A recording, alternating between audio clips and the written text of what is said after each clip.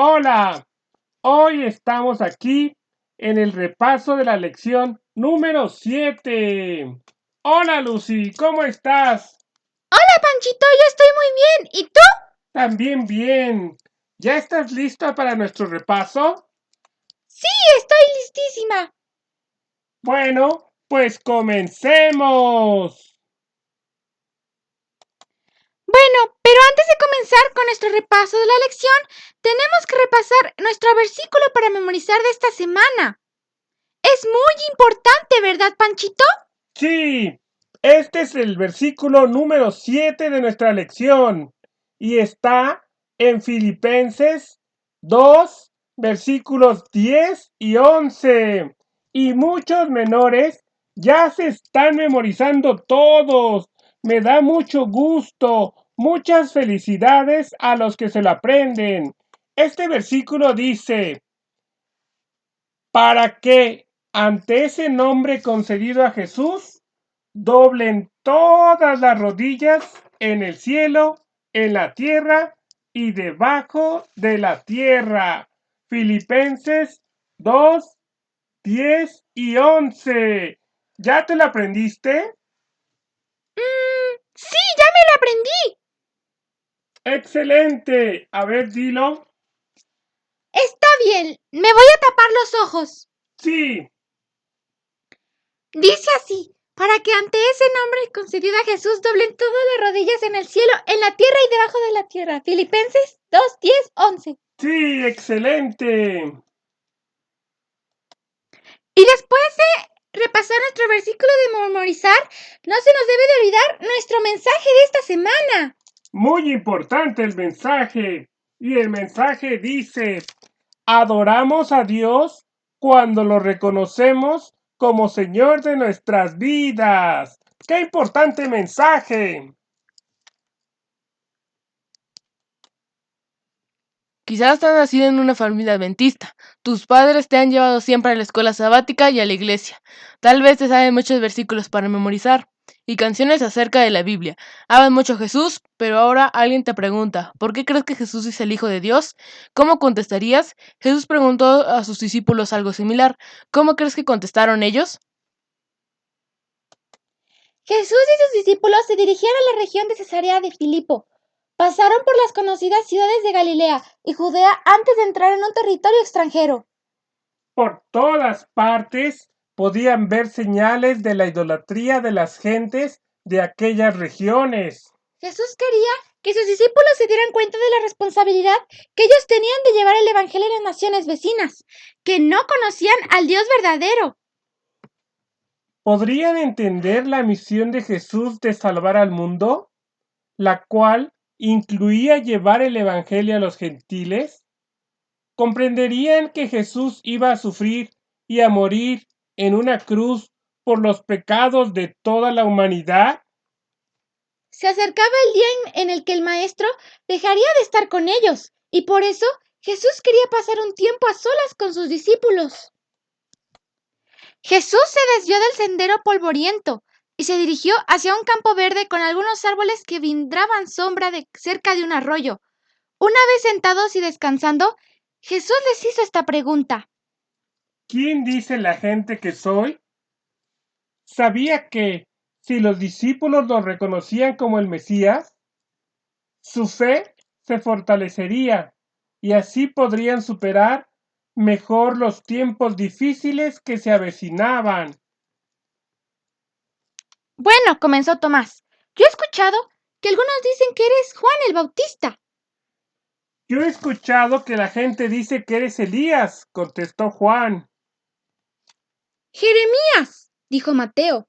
Algunos dicen que eres Jeremías. Otros dicen que eres uno de los profetas. Eso dijo Santiago. Jesús suspiró.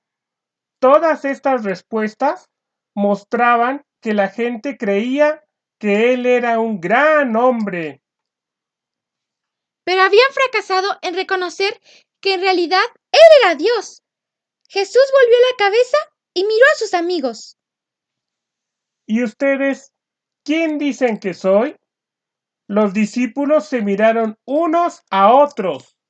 De pronto, todos estaban mirando a Pedro. Pedro sería el portavoz. Tú eres el Cristo, el Hijo del Dios viviente, contestó Pedro. Dichoso tú, le dijo Jesús, porque eso no te lo reveló ningún mortal, sino mi Padre que está en el cielo. Aunque Pedro había afirmado que creía que Jesús era el Mesías, el Hijo de Dios, los discípulos no tenían claro cuál era la misión de Jesús. Sus ideas sobre el Mesías se basaban en conceptos equivocados. En realidad, ellos esperaban que Jesús se opusiera al Imperio Romano y que finalmente libertara a los judíos de la opresión de ese conquistador. ¡Qué equivocados estaban! Nada más lejos de la realidad. Jesús no vino para emplear su fuerza contra los reinos del mundo, sino para amar incondicionalmente a todos. Tampoco vino para ser servido, sino para servir.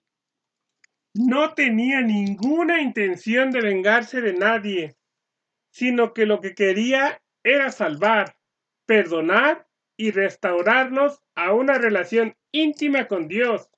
Jesús no quería que nadie muriera, sino quería salvarnos a todos del pecado. Bueno, si creemos en Él. Y para lograr nuestra salvación, Jesús estaba dispuesto a sacrificar su propia vida. Jesús miró a la distancia.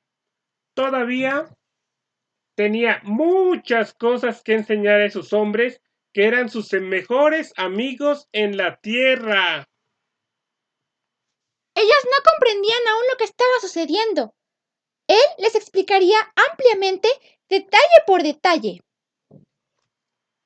Tenía que ir a Jerusalén y allí sufriría a manos de los dirigentes, sacerdotes y de los maestros de la ley.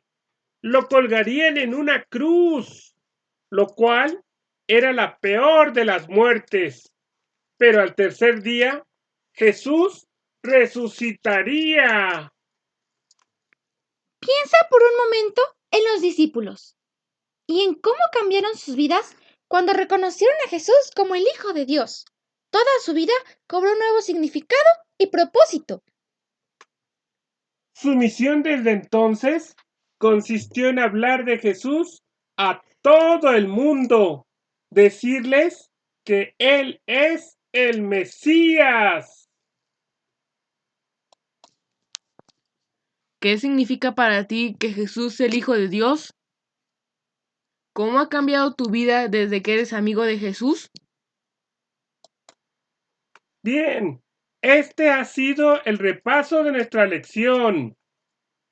Ahora vamos a ver otra vez nuestro versículo de memoria, Lucy. Sí, el versículo dice así: para que ante ese nombre concedido a Jesús, doblen todas las rodillas en el cielo, en la tierra y debajo de la tierra. Filipenses 2:10-11. Sí, porque Jesús es el Mesías. Él es el Hijo de Dios. Bien, ahora vamos a tener una palabra de oración. Querido Señor, gracias porque nos das un día más de vida. Gracias porque todas las cosas que nos has dado hasta ahora, te pedimos que nos protejas el resto del día. Amén. Amén. Esto ha sido nuestro repaso de la lección. Por favor, sigue estudiando, sigue aprendiendo más y sigue conociendo más de Jesús. Sí, Dios cuide a ti y a tu familia. Muchas gracias por vernos. Nos vemos pronto. Adiós. Bye.